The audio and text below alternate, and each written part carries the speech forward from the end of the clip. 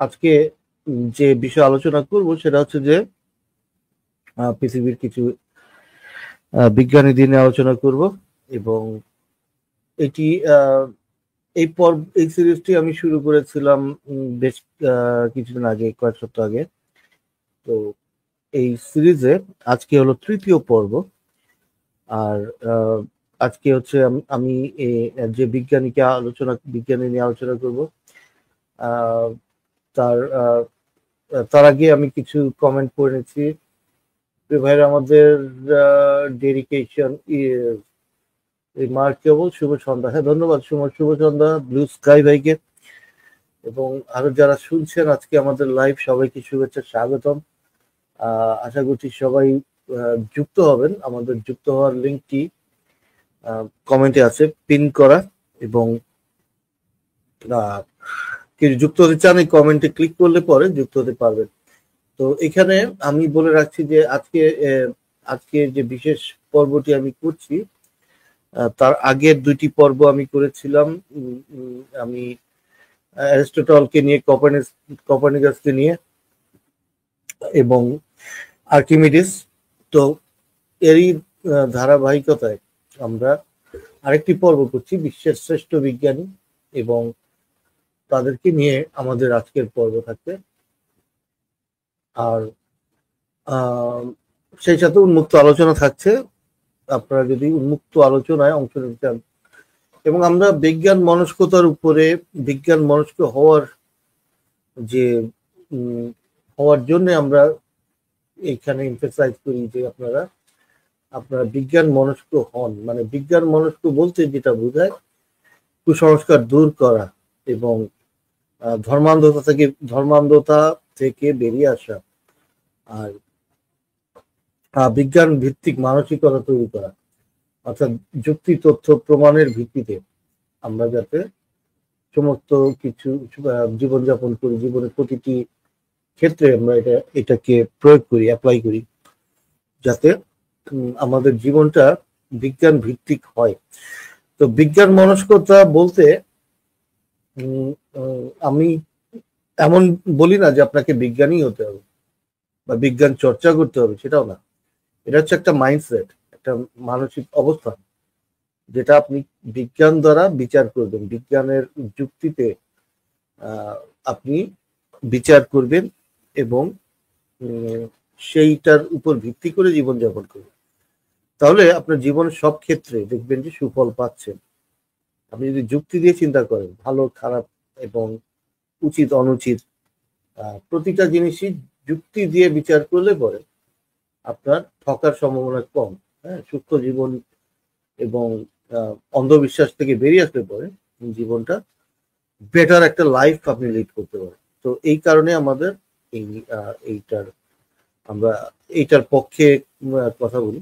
তো যাই হোক, আমি চলে যাচ্ছি আমার আজকের প্রেজেন্টেশন, আজকের যে আয়োজন, সরাসরি সেখানে চলে যাচ্ছি।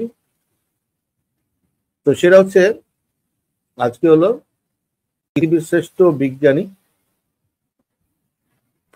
আজকে আমাদের পৃথিবীর শ্রেষ্ঠ বিজ্ঞানীর পর্ব 3, এবং এই মহাবিজ্ঞানী যারা আমাদের সমাজ এবং সভ্যতাকে অগ্রগতি করেছে এবং যারা পৃথিবীকে উন্নত করেছে, এরকম বিজ্ঞানী নিয়ে আজকে আমাদের আলোচনা। তো আমি প্রথম দুইটি পর্বে আমি অ্যারিস্টটল, কোপারনিকাস এবং আর্কিমিডিস নিয়ে কথা বলছি। আজকে গ্যালিলি নিয়ে কথা বলবো। এর আগে আর্কিমিডিস নিয়ে কথা বলেছিলাম গত পর্বে। আজকের পর্বে থাকছে গ্যালিলিও। গ্যালিলিও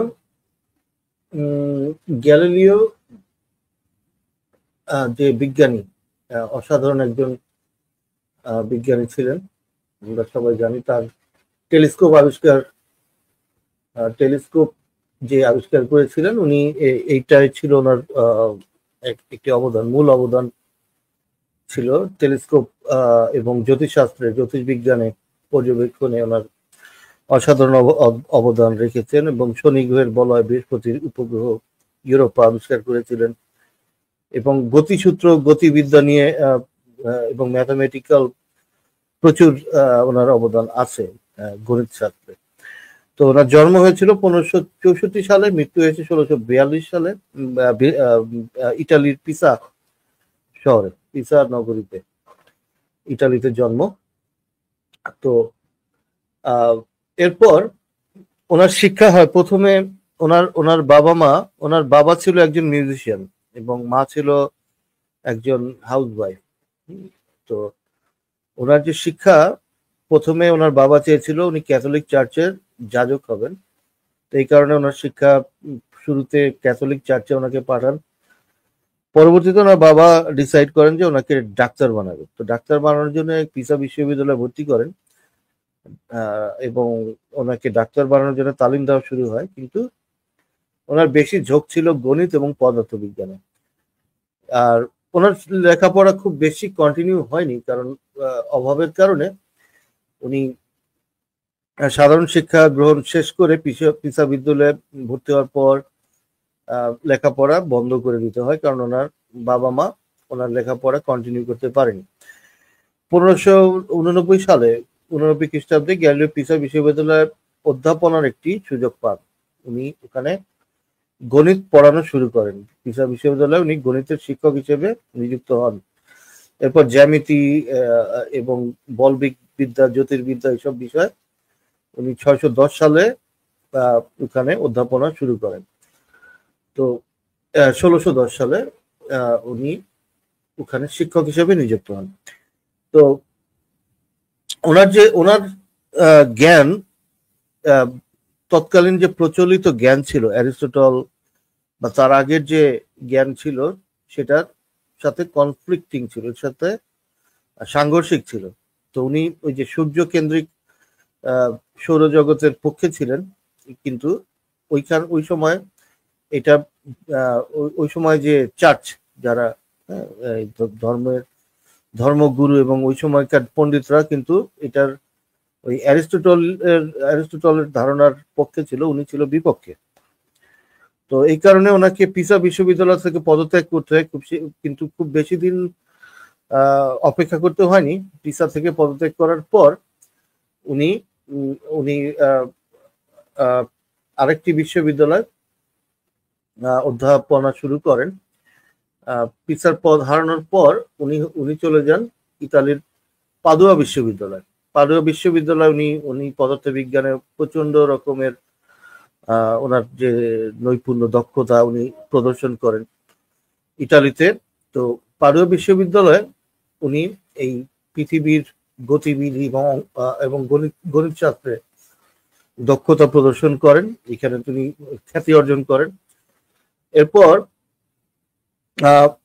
উনি ওনার সাথে হচ্ছে যে কোপারনিকাস, ব্রুনো এবং কেপলার, এনারা কিন্তু একমত ছিলেন, কারণ ওই সময় যে ধারণা ছিল সূর্যকে কেন্দ্র করে পৃথিবী ঘুরছে, এটা চার্চের এগেনস্টে যাচ্ছিল এবং ওই সময় প্রচলিত ধারণার এগেনস্টে যাচ্ছিল। সবাই বলতো যে পৃথিবীর চারিদিকে সবকিছু ঘুরছে।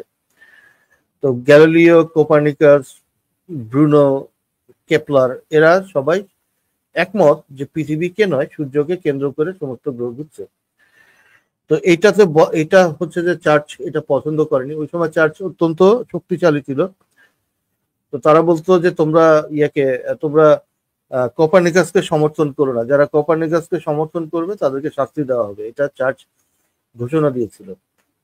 তো প্রথম যে টেলিস্কোপ আবিষ্কার 1608 খ্রিস্টাব্দে এক চশমা বিক্রেতা, ওলন্দাজ চশমা বিক্রেতা, হল্যান্ডের একজন চশমা বিক্রেতা তার কাছে একটি গ্লাস নিয়ে আসে। গ্লাস মানে হচ্ছে একটা কাচের টুকরা যেটা দিয়ে ম্যাগনিফিকেশন হয়। উনি দেখলেন যে এটা দূরবীক্ষণ যন্ত্র হিসেবে ব্যবহার করা যায়। এই গ্লাসের টুকরা দিয়ে ছোট জিনিসকে অ্যাটলিস্ট 30 গুণ বড় করে দেখা যায়। তো উনি এটা দিয়ে, এই চশমার যে গ্লাস, এটা দিয়ে উনি টেলিস্কোপের যে আবিষ্কার বা টেলিস্কোপের ডেভেলপমেন্ট শুরু করেন, যে এটা দিয়ে দূরের জিনিস দেখা যাবে কাছে এবং বড় করে দেখা যাবে।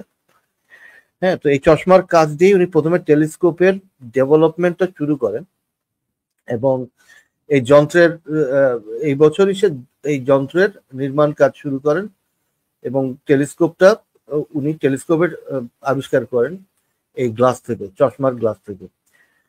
এবং টেলিস্কোপ দিয়ে উনি দূরের গ্রহ নক্ষত্রর গতিবিধি লক্ষ্য করতে থাকেন। উনি দেখতে থাকেন যে এখন স্বর্গ নরক সবই দেখতে পাবেন আকাশে, কারণ তখন মনে করা হতো যে এই যে সেলেস্টিয়াল বডি বা হেভেনলি বডি এগুলি হলো স্বর্গের, হ্যাঁ, সমস্ত গ্রহ নক্ষত্র হলো স্বর্গের দৃশ্য। তো ওনার ইচ্ছা ছিল স্বর্গ দেখার, টেলিস্কোপ দিয়ে স্বর্গ দেখতে পাবেন। তো উনি এটা শুরু করলে উনি যখন টেলিস্কোপটা আবিষ্কার করেন, উনি দূরের বস্তুকে নিকটে দেখতে শুরু করেন এবং স্পষ্টভাবে যখন দেখা শুরু করে গ্রহ নক্ষত্রের গতিবিধি উনি দেখতে পান। প্রথমে উনি চাঁদকে দেখতে পান। চাঁদের মধ্যে যে পাহাড় পর্বত আছে, ক্রেটার আছে, এগুলি উনি দেখতে পান এবং দূরবীক্ষণ যত আরো উন্নতি হতে থাকে এবং 30 গুণ বড় করে উনি দেখতে সক্ষম হন দূরের বস্তুগুলি। এরপর দূরবীক্ষণ যন্ত্রের আবিষ্কার হয় 1609 খ্রিস্টাব্দে এবং গ্যালিলিও স্বাধীনভাবে উন্নত ধরনের যে টেলিস্কোপ এগুলি উনি তৈরি করতে থাকেন এবং এইটা সঠিকভাবে সাকসেসফুলি উনি জ্যোতিষশাস্ত্রে ব্যবহার করতে শুরু করেন। তো সমস্ত গ্রহগুলি উনি বড় আকারে দেখতে পান, দূরের জিনিস কাছে এনে দেখতে পান। চাঁদের উপরে যে পাহাড় পর্বত আছে, গর্ত আছে, ক্রেটার্স আছে, এটা 1609 খ্রিস্টাব্দে উনি এগুলি আবিষ্কার করেন। এটা ছিল একটি অভাবনীয় আবিষ্কার, কারণ এর আগে মানুষ চাঁদের পৃষ্ঠে কি আছে এটা জানতো না। চাঁদের পৃষ্ঠে যে এই যে পাহাড় এবং গর্ত আছে, ইনি প্রথমবারের মতো এটা দেখতে পান এই যন্ত্রের সাহায্যে। এবং এইগুলি হচ্ছে আপনার যুগান্তকারী আবিষ্কার ওনার। চাঁদের পৃষ্ঠ সমতল নয় এবং এখানে যে পাহাড় উপত্যকা এবং অসমতল ভূমি রয়েছে চাঁদের পৃষ্ঠে, বৈচিত্র্যময় বিষয়গুলি উনি প্রথমে আবিষ্কার করেন। পৃথিবী থেকে চাঁদের কলঙ্ক যেটা দেখা যায়, চাঁদের উপরে যে দাগ দেখা যায়, এটা উনি আবিষ্কার করেন যে চাঁদের মধ্যে কলঙ্ক যে জিনিসটা, এগুলি কি, এগুলি টেলিস্কোপ দিয়ে আরো অনেক পরিষ্কার ভাবে দেখতে পান। উনি একটা বই লিখেন 1610 খ্রিস্টাব্দে, উনি লিখেন দ্য স্টারি মেসেঞ্জার নামে একটা বই। তো এটা হচ্ছে যে ওনার ভাষায় যেটা ছিল সিডারাস নানসিয়াস, হ্যাঁ, এটা আমার হচ্ছে স্টারি মেসেঞ্জার। এবং এই বইটি গ্যালিলিও ইটালিয়ান ভাষায় লেখেন। গ্যালিলিওর দূরবীক্ষণ যন্ত্রের পর্যবেক্ষণের বর্ণনা এই বইতে থাকে। চাঁদের পৃষ্ঠে এবং বৃহস্পতির কয়টি চাঁদ এবং নক্ষত্রগুলি, হ্যাঁ, নক্ষত্র কত দূরে, এগুলি আবিষ্কার করেন এবং এগুলি লিখে রাখেন বইতে। হ্যাঁ, তো এটি ইউরোপ জুড়ে একটি তোলপাড় সৃষ্টি করে, বিখ্যাত একটি বই হিসেবে এই বইটি প্রকাশিত হয়, দ্য স্টারি মেসেঞ্জার। এরপরে আরো কিছু বই লিখেন। দ্য ডায়ালগ, এটা একটি অত্যন্ত গুরুত্বপূর্ণ বই ছিল, the dialogue concerning two chief world system. তো ওই সময় যে দুইটা ধারণা ছিল, যে একটি হলো সূর্যকে কেন্দ্র করে পৃথিবী ঘোরে, না পৃথিবীকে কেন্দ্র করে সূর্য ঘোরে, এই দুইটি ধারণা নিয়ে উনি একটা ডায়ালগ বই লিখেন এবং এই বইটি পৃথিবী কেন্দ্রিক যে জিওসেন্ট্রিক ধারণা, এটাকে উনি বানচাল করে দিয়ে উনি হেলিওসেন্ট্রিক ধারণা দেন, সূর্য কেন্দ্রিক তত্ত্বের অবতারণা উনি করেন। আরো 6টি বই লিখেছেন। এর মধ্যে ডিসকোর্স অফ ম্যাথামেটিক্যাল, গণিত শাস্ত্র নিয়ে বই লিখেন। Demonstrations related to to new sciences, এই আরেকটা বই লিখেন। লেটার টু সানস্পট, সূর্যের যে সানস্পট আছে এটা নিয়েও বই লিখেন। অ্যাসেরিয়া 2 সাইজিওটোরে, এই যে কয়েকটি বই, 6টা বই উনি লিখেছিলেন, সবই অবজারভেশনের উপর ভিত্তি করে। এরপর পৃথিবী থেকে যে আকাশ যেটা দেখা যায়, এই আকাশের একটি ম্যাপ তৈরি করেন। ওই সময় খালি চোখে যা দেখা যেত এবং অনেক নক্ষত্র টেলিস্কোপের মাধ্যমে গ্যালিলিও যা আবিষ্কার করেছেন, সেগুলি নিয়ে একটি ম্যাপ তৈরি করেন। এটাকে গ্যালিলিওস অবজারভেশন বলা হয়। তো গ্যালিলিও এমনকি আমাদের উপগ্রহকেও গ্যালিলিয়ান উপগ্রহ বলা হয়, যে জুপিটার এবং স্যাটার্নের রিংস, এগুলোকেও গ্যালিলিয়ান বলা হয়। এখনো তাকে সম্মান করে জ্যোতিষবিদরা এটাকে গ্যালিলিয়ান স্যাটেলাইট বলে। যেমন 1610 খ্রিস্টাব্দে উনি জুপিটারের উপগ্রহ ইউরোপা আবিষ্কার করেন, স্যাটার্নের বলয় আবিষ্কার করেন। এগুলোকে গ্যালিলিয়ান উপগ্রহ বলা হয়, এখনো বলা হয়। তো গ্যালিলিও 1610-এ তার উন্নত দূরবীক্ষণ যন্ত্র টেলিস্কোপের মাধ্যমে বৃহস্পতি গ্রহের 4টি উপগ্রহ আবিষ্কার করেন। উপগ্রহগুলো বর্তমানে গ্যালিলিয়ান উপগ্রহ নামে পরিচিত। এগুলি হলো আইও, ইউরোপা, গ্যানিমিড এবং ক্যালিস্টো। এই 4টি উপগ্রহ এখনো গ্যালিলিয়ান উপগ্রহ নামে পরিচিত। এই আবিষ্কার ছিল অত্যন্ত গুরুত্বপূর্ণ, কারণ এটি প্রমাণ করেছিল যে গ্রহগুলোর চারপাশে উপগ্রহ ঘুরছে। তো সবকিছু পৃথিবীকে কেন্দ্র করে ঘুরছে না, এটা ছিল একটি গুরুত্বপূর্ণ আবিষ্কার। এবং সূর্য কেন্দ্রিক এবং অন্য গ্রহ যে সূর্যকে কেন্দ্র করে ঘুরে, হেলিওসেন্ট্রিক একটি ধারণা উনি দেন। সৌরজগতের তত্ত্বকে সমর্থন করে, যা তৎকালীন যুগে প্রচলিত পৃথিবী কেন্দ্রিক জিওসেন্ট্রিক ধারণার বিপরীতে যায়। এগুলিকে বানচাল করে দেন, এগুলিকে তিনি ভুল প্রমাণ করেন।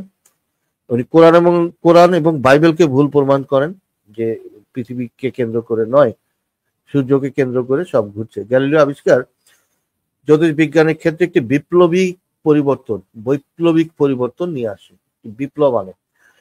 তো এই 1610 খ্রিস্টাব্দে স্যাটার্নকে আবিষ্কার করেন, জুপিটারকে আবিষ্কার করেন, সূর্যের সানস্পট আবিষ্কার করেন। এরপর বিভিন্ন গ্রহ সূর্যকে কেন্দ্র করে ঘুরে, এই থিওরিটাও উনি দিয়ে থাকেন। এরপর 1632-এর সেপ্টেম্বর থেকে 1633-এর জুলাই পর্যন্ত ওনার বিচার চলে, যেহেতু উনি চার্চের এগেনস্টে যাচ্ছিল, আর ওই সময় চার্চ অনেক শক্তিশালী ছিল। তো এই কারণে ওনার বিরুদ্ধে মামলা করা হয়। ওনার এই 1632 থেকে 33 পর্যন্ত, সেপ্টেম্বর থেকে জুলাই পর্যন্ত ওনার বিরুদ্ধে মামলা হয় এবং বিচারের রায় হয় যে উনি গৃহবন্দী হবেন, ওনার বই কোথাও পাবলিশ হবে না, উনি কারোর সাথে দেখা করতে পারবে না, কোনো কথাও বলতে পারবে না। তো ওনাকে বলা হয় বাড়ির কারোর সাথে দেখাও করা যাবে না, কথাও বলা যাবে না। কিন্তু এগুলি উপেক্ষা করে উনি আরেকটা বই লিখেন। 1634 সালে উনি হল্যান্ডে দি ডায়ালগ বইটি প্রকাশ করেন। এটি প্রকাশিত হয় হল্যান্ড থেকে, এবং এই ডায়ালগের মধ্যেই এই হেলিওসেন্ট্রিক আইডিয়াগুলি প্রকাশ পায়। তো এটা প্রায় 8 বছর উনি গৃহবন্দী থাকেন, এই অবস্থায় বইটা লেখেন।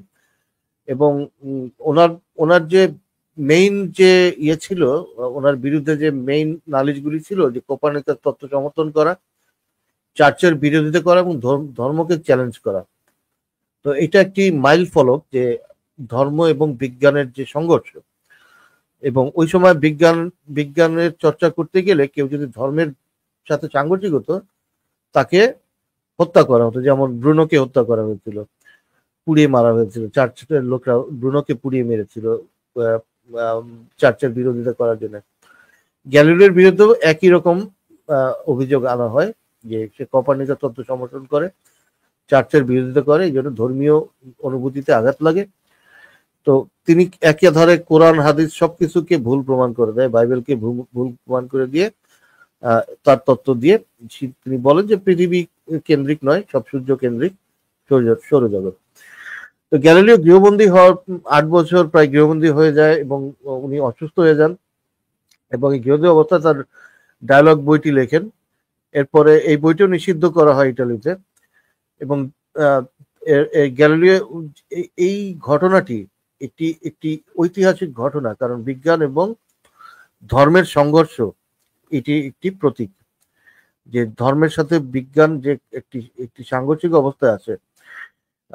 ক্যাথলিক চার্চ 1992 সালে ক্ষমা চেয়েছেন গ্যালিলিওর কাছে, যে তিনি সঠিক ছিলেন এবং সত্য প্রকাশ পেয়েছে, সত্য এখন বিজয়ী হয়েছে, মিথ্যা বিলুপ্ত হয়েছে। তো যুগে যুগে বিজ্ঞানীরা এটাই প্রমাণ করছে যে সত্য প্রতিষ্ঠিত হবে, মিথ্যা বিলুপ্ত হবে।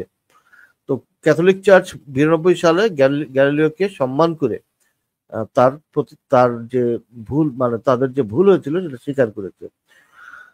গ্যালিলিও 1642 সালে মৃত্যুবরণ করেন, 77 বছর বয়স ছিল। আরসেট্রি শহরে তার মৃত্যু হয় 1942 সালে। তিনি একজন নাস্তিক বিজ্ঞানী, যিনি কোরআন বাইবেল সবকিছু ভুল প্রমাণ করে দিয়েছেন। তিনি ধর্মর বিপক্ষে অবস্থান নিয়েছিলেন এবং ওই সময় প্রচন্ড সাহস প্রয়োজন ছিল, কেউ ধর্মের বিপক্ষে যদি যেত তার তৎক্ষণাৎ মৃত্যু হতো, মৃত্যুদণ্ড দেওয়া হতো, কিন্তু উনি অত্যন্ত সাহসিকতার সাথে সত্য প্রকাশ করেছেন। যুগে যুগে বিজ্ঞানের সত্য প্রকাশ করবে, ধর্ম বিলুপ্ত হবে, এটাই স্বাভাবিক। তো আজকে এতটুকুই আমার এই বিজ্ঞানীদের নিয়ে আলোচনা।